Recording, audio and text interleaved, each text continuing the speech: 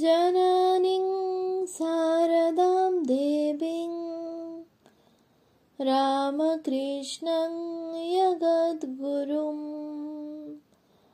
पादपद्मे त्वयोश्रित्वा प्रणमामि মুহুর্মুহু।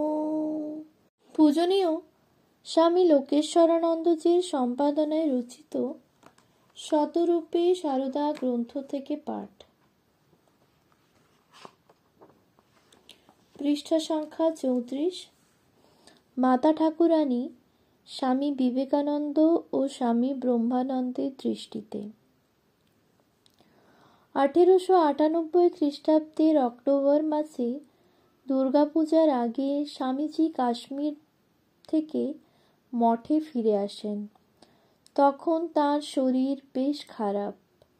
মহাষ্টমীর দিন স্বামী ব্রহ্মানন্দ, স্বামী প্রকাশানন্দ ও স্বামী বিমলানন্দের সঙ্গে স্বামীজি বাগবাজারে শ্রী মাকে দর্শন করতে আসেন।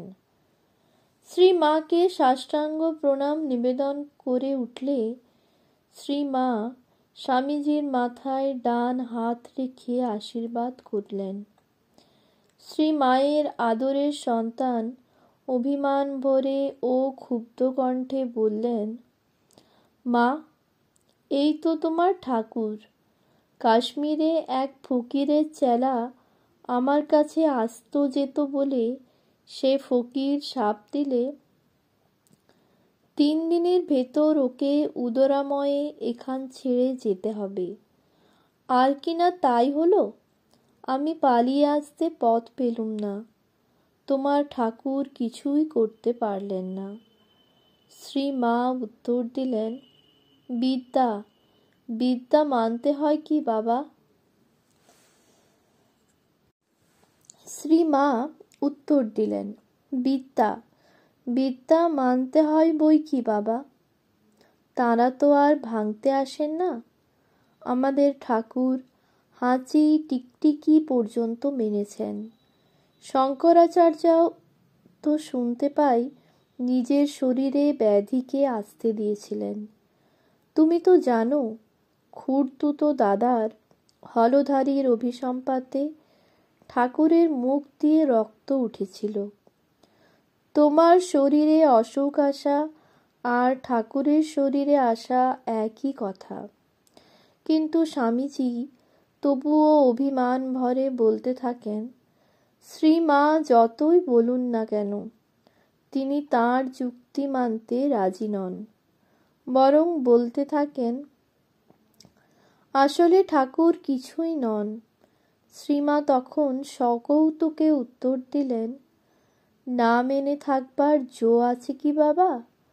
তোমার টিকি যে তাঁর কাছে বাঁধা। এই কথা বলা মাত্র স্বামীজি সজল নয়নে শ্রী শ্রী মায়ের পায়ে লুটিয়ে পড়ে সে দিনকার মতো বিদায় নিলেন।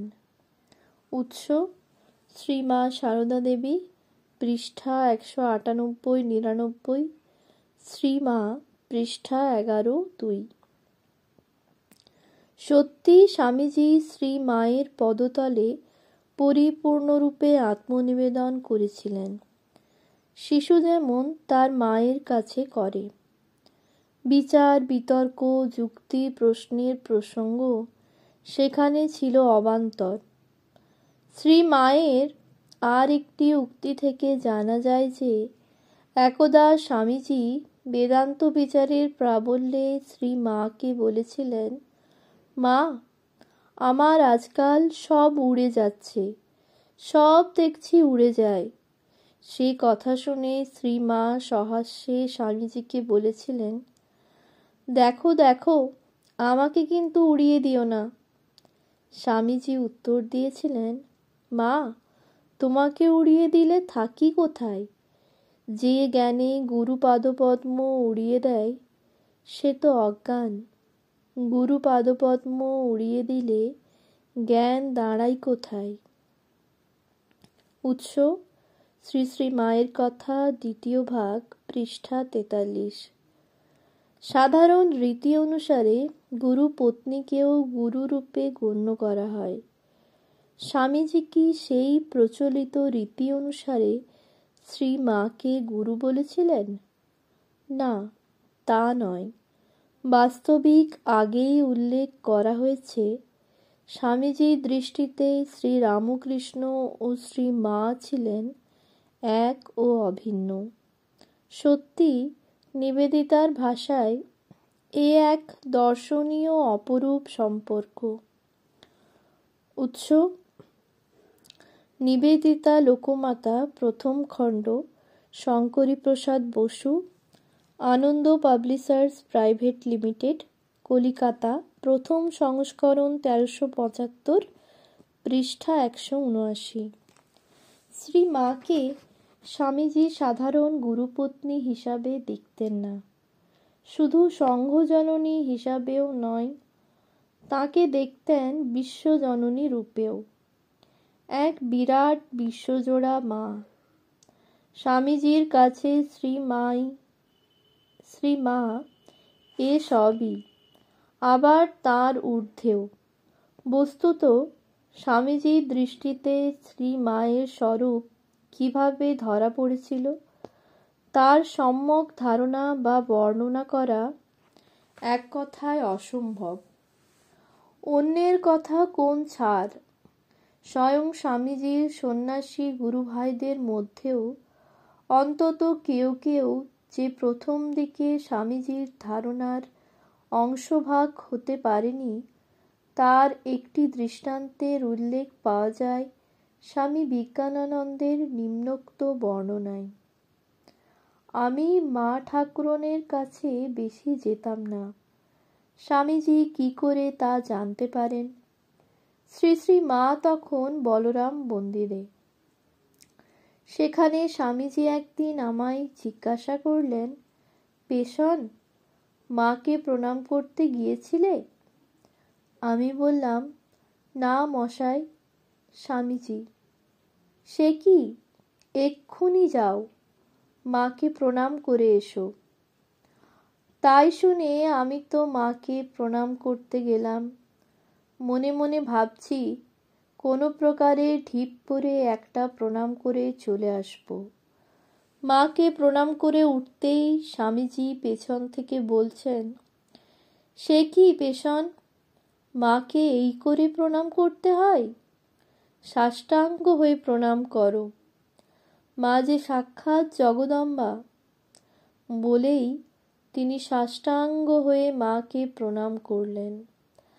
আমিও মাকে আবার সাষ্টাঙ্গ প্রণাম করে চলে আসি। আমি কিন্তু ভাবতেই পারিনি যে স্বামীজি আবার পেছনে পেছনে আসবেন। উৎস: সৎপ্রসঙ্গে স্বামী বিজ্ঞানানন্দ, সংকলন স্বামী অপূর্বানন্দ, শ্রীরামকৃষ্ণ মঠ, এলাহাবাদ, 1360, পৃষ্ঠা 187, 188 এবং দ্রষ্টব্য পৃষ্ঠা 111। স্বামী বিজ্ঞানানন্দ বলতেন, শ্রীমাকে কিভাবে প্রণাম করতে হয় স্বামীজি তা আমাকে শিখিয়েছেন, বুঝিয়েছেন, মায়ের স্বরূপ কি তাও। উৎস: স্বামী লোকেশ্বরানন্দের কাছে শ্রুত। স্বামী শিবানন্দের পূর্বে উদ্ধৃত চিঠি থেকে জানা যায় যে শুধু স্বামী বিজ্ঞানানন্দকেই নয়, অন্যান্য গুরুভাইকেও স্বামীজি শ্রীমাকে চিনিয়ে দিয়েছিলেন। শ্রীমাকে যাতে তাঁর গুরুভাইরা শুধু গুরুপত্নী হিসেবে না দেখেন, সে বিষয়ে স্বামীজি সদা সচেতন ছিলেন। তার স্বামী শিবানন্দকে লেখা চিঠিতে এবং স্বামী বিজ্ঞানানন্দের উপরোক্ত ঘটনার বিবরণ থেকে স্পষ্ট বোঝা যায়, গিরিশচন্দ্র ঘোষের শ্রীমায়ের প্রতি গভীর শ্রদ্ধাভক্তির সংবাদ পেয়ে স্বামীজির উল্লাসের শেষ নাই। স্বামী নিরঞ্জনানন্দের মায়ের প্রতি গভীর ভক্তির জন্যে তার যে কোনো ত্রুটি স্বামীজি উপেক্ষা করতে প্রস্তুত। আবার স্বামী ব্রহ্মানন্দকে লেখা তাঁর চিঠিতে দেখা যায় যে পুথিকার অক্ষয় কুমার সেনের, যাকে স্বামীজি আদর করে শাকচুন্নি বলতেন, তার মায়ের প্রতি ভক্তি অটুট আছে কিনা তা জানার জন্য স্বামীজির উদ্বেগের অন্ত নেই। স্বামী ব্রহ্মানন্দকে লিখছেন, বলি, শাকচুন্নির কোনো কথাই তো তোমরা লেখো না, সে গেল কোথা? মাকে ভক্তি করছে তেমনি কি না? উৎস বাণী ও রচনা, সপ্তম খণ্ড, পৃষ্ঠা 84। যখন বেলুড় মঠে নিজস্ব জমি কেনা হলো, তখন শ্রী মাকে স্বামীজি মঠের নতুন জমিতে নিয়ে গিয়ে নববস্ত্র পরিধান করিয়ে চেয়ারে বসান এবং সাষ্টাঙ্গে প্রণিপাত করে অশ্রুপূর্ণ লোচনে করজোড়ে বলতে থাকেন, মা, এতদিনে আজ আমার মাথায় যে বোঝা ছিল তা নেমে গেল। তোমাকে তোমার নিজের জমিতে এনে এখন তুমি হাঁপ ছেড়ে চারিদিকে বেড়াও, ঘুরে ফিরে দেখো। উৎস শ্রী শ্রী মায়ের স্মৃতিকথা, পৃষ্ঠা 22।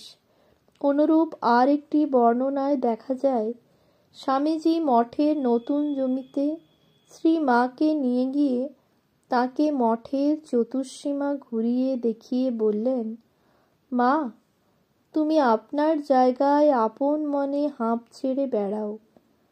শ্রী শ্রী মায়ের কথা, দ্বিতীয় ভাগ, পৃষ্ঠা 43।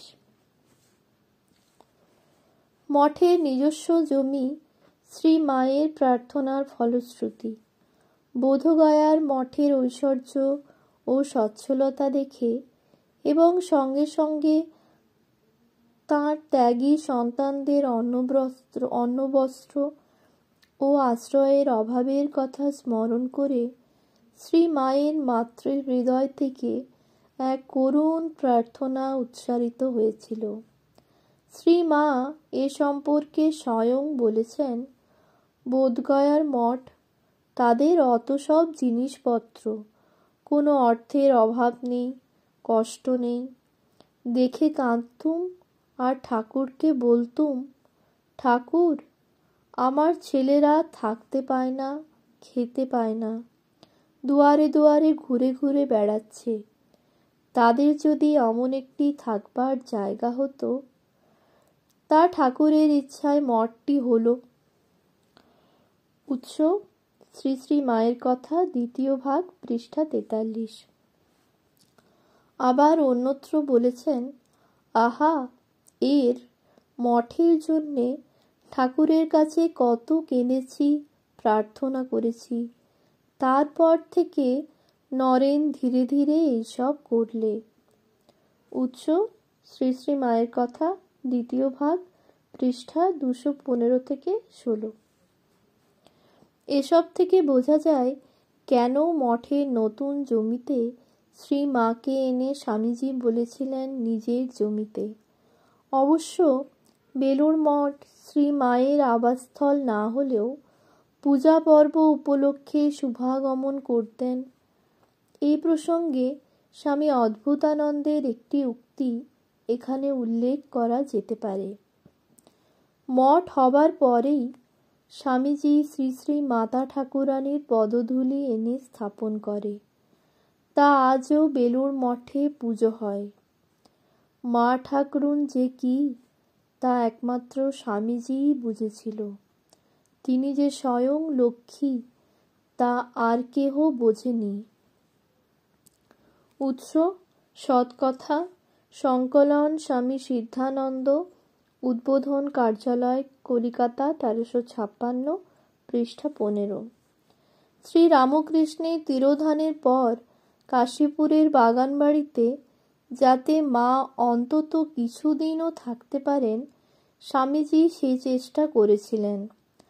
মা নিজেই বলেছেন, তাঁর শ্রী রামকৃষ্ণের যাবার পর নরেন এরা বললে, বাড়িটা 3 দিনও থাক, আমরা ভিক্ষা করে খাওয়াবো মাকে।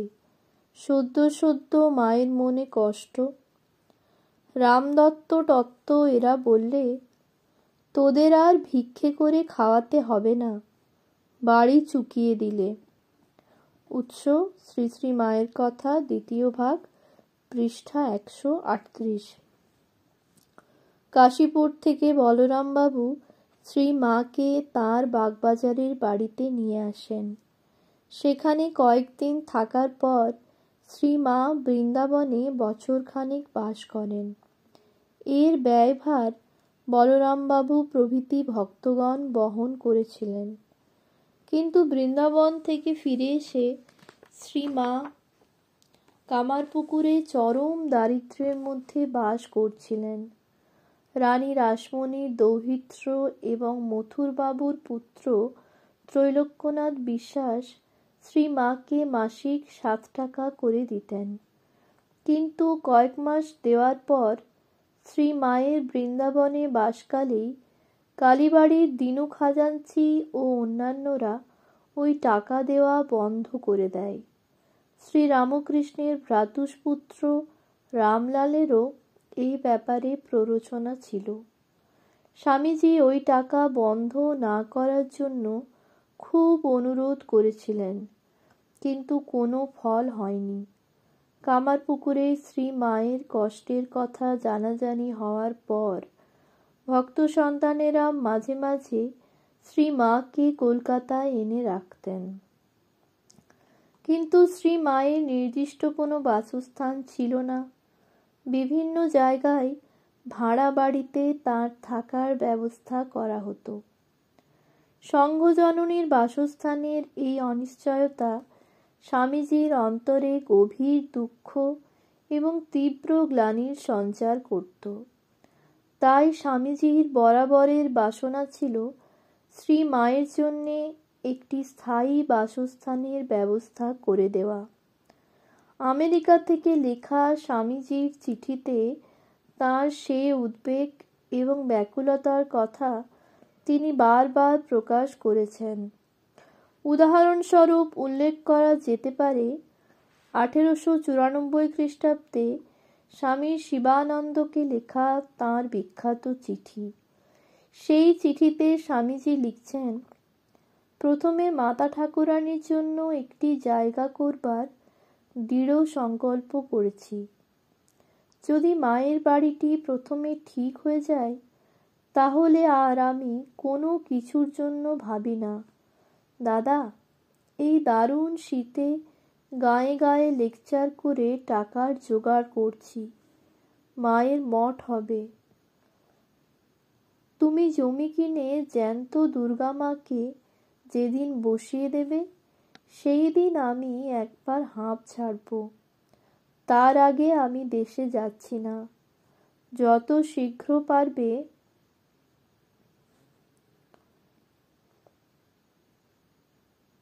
টাকা পাঠাতে পারলে আমি হাঁপ ছেড়ে বাঁচি। মায়ের জমিটা যেমন করেছ অমনি আমি হুপ করে আসছি। আর কি, জমিটা বড় চাই। বিল্ডিং আপাতত মাটির ঘর ভালো, ক্রমে ভালো বিল্ডিং তুলব, চিন্তা নাই। উৎস বাণী ও রচনা, 7ম খণ্ড, পৃষ্ঠা 74-7। আবার 1894 খ্রিস্টাব্দেই স্বামী ব্রহ্মানন্দকে স্বামীজি লিখছেন, মা ঠাকুরানীর জন্য জমি খরিদ করিতে হইবে, তাহা ঠিক করিবে। অর্থাৎ বিল্ডিং আপাতত মাটির হোক, পরে দেখা যাইবে, কিন্তু জমিটা প্রশস্ত চাই। কি প্রকারে কাহাকে টাকা পাঠাইব সমস্ত সন্ধান করিয়া লিখিবে। উৎস বাণী ও রচনা, 7ম খণ্ড, পৃষ্ঠা 82। 1894 খ্রিস্টাব্দের 25শে সেপ্টেম্বর মঠের সকলকে লক্ষ্য করে স্বামী রামকৃষ্ণানন্দকে লেখা তাঁর চিঠিতেও ওই একই কথার পুনরাবৃত্তি করেছেন স্বামীজি। মা ঠাকুরানীর জন্য একটা জায়গা খাঁড়া করতে পারলে তখন আমি অনেকটা নিশ্চিন্তি। বুঝতে পারিস, 2-3 হাজার টাকার মতো একটা জায়গা দেখ। জায়গাটা বড় চাই, আপাতত মেটে ঘর, কালে তার উপর অট্টালিকা খাড়া হয়ে যাবে। যত শীঘ্র পারো জায়গা দেখো। আমাকে চিঠি লিখবে, কালীকৃষ্ণবাবুকে জিজ্ঞাসা করবে কিরকম করে টাকা পাঠাতে হয়, কুকের দ্বারা কি প্রকারে। যত শীঘ্র পারো ওই কাজটা হওয়া চাই। ওইটি হলে ব্যাস, আর্ধেক হাঁপ ছাড়ি। জায়গাটা বড় চাই, তারপর দেখা যাবে। আমাদের জন্য চিন্তা নাই, ধীরে ধীরে সব হবে। কলকাতার যত কাছে হয় ততই ভালো। একবার জায়গা হলে মা ঠাকুরানীকে সেন্টার করে গৌরমা গোলাপমা একটা বেডোল হুজুগ মাচিয়ে দিক। উৎস বাণী ও রচনা, 7ম খণ্ড, পৃষ্ঠা 10। 1 মাসের মধ্যেই আবার 1894 খ্রিস্টাব্দের 22 অক্টোবর স্বামীজি এই কথাই স্বামী রামকৃষ্ণানন্দকে পুনরায় স্মরণ করিয়ে দিয়েছেন। লিখছেন, পূর্বের পত্রে লিখিয়াছি যে তোমরা মা ঠাকুরানীর জন্য একটা জায়গা স্থির করিয়া আমাকে পত্র লিখিবে যত শীঘ্র পারো। উৎস বাণী ও রচনা, 7ম খণ্ড, পৃষ্ঠা 22। 1895 খ্রিস্টাব্দে স্বামী রামকৃষ্ণানন্দকে আর একটি চিঠিতে স্বামীজি লিখলেন, মা ঠাকুরানীর জন্য পত্রপাঠ জায়গা অনুসন্ধান করিবে। একটা বড় জমি প্রথমে চাই, তারপর বাড়ি ঘর সব হবে। আমাদের মঠ, সন্ন্যাসীদের মঠ ধীরে ধীরে হবে, ভাবনা নাই। যদি তুমি কাহাকে টাকা পাঠাইব, অর্থাৎ কাহার নামে লিখিতে, তাহা হইলে আজই আমি টাকা পাঠাইতাম।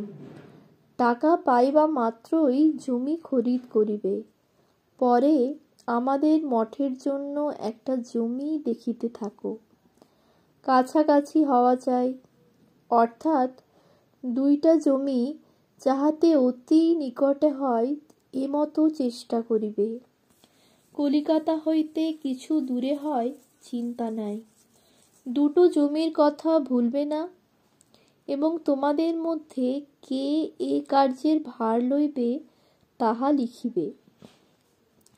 অপিচ গিরিশ ঘোষ ও অতুলের সহিত পরামর্শ করিবে। উৎস বাণী ও রচনা, 7ম খণ্ড, পৃষ্ঠা 245 থেকে 248। স্বামী ব্রহ্মানন্দকে 1895 খ্রিস্টাব্দে একটি চিঠিতে লিখছেন, যার মনে সাহস, হৃদয়ে ভালোবাসা আছে সে আমার সঙ্গে আসুক। বাকি কাউকে আমি চাই না। মার কৃপায় আমি একা 1 লাখ আছি, 20 লাখ হব। আমার একটি কাজ হয়ে গেলেই আমি নিশ্চিন্ত। রাখাল ভায়া, তুমি উদ্যোগ করে সেইটি করে দেবে। মা ঠাকুরানীর জন্য একটা জায়গা। আমার টাকা কড়ি সব মজুদ, খালি তুমি উঠে পড়ে লেগে একটা জমি দেখে শুনে কেনো। জমির জন্য 3 বা 4 অথবা 5,000 পর্যন্ত লাগে তো ক্ষতি নাই। ঘর দ্বার এক্ষণে মাটির ভালো। 1 তলা কোঠার চেয়ে মাটির ঘর ঢের ভালো। ক্রমে ঘর দ্বার ধীরে ধীরে উঠবে। যে নামে বা রকমে জমি কিনলে অনেক দিন চলবে, তাই উকিলদের পরামর্শ করিবে। ওই চিঠিরই শেষাংশে লিখছেন, কিছু কালেকশন নেবে, তাতে 2-1 হাজার টাকা হতে পারবে। তাহলে মা ঠাকুরানীর জমির উপর দস্তুর মতো ঘর দ্বার হয়ে যাবে।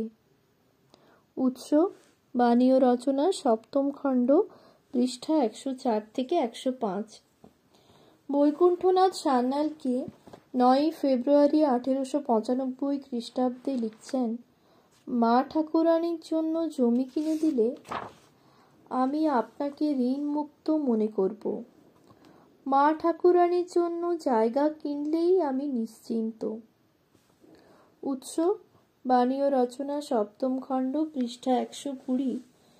শুধু মায়ের জমির জন্যেই টাকার ব্যবস্থা করে ক্ষান্ত হননি স্বামীজি, তার জন্যে টাকাও পাঠাতেন।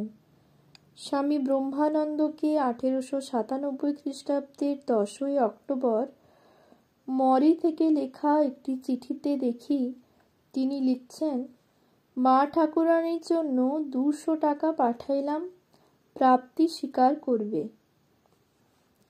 প্রাপ্তি স্বীকার করিবে। বাণী ও রচনা, অষ্টম খণ্ড, চতুর্থ সংস্করণ, 1384, পৃষ্ঠা 5। রামকৃষ্ণ মিশনের প্রবীণ সন্ন্যাসীদের সূত্রে জানা যায়, স্বামীজি এদেশে ফিরে এসেও কলকাতায় শ্রী মায়ের স্থায়ী বাসস্থানের জন্য জমি ক্রয় এবং গৃহ নির্মাণ সম্পর্কে গুরু ভাইদের সঙ্গে মাঝে মাঝেই আলোচনা করেছেন। এমনকি এখন যেখানে মায়ের বাড়ি, সেই জায়গাটিও স্বামীজি সম্ভবত দেখে রেখেছিলেন এবং ওই জমির মালিক কেদারচন্দ্র দাসের।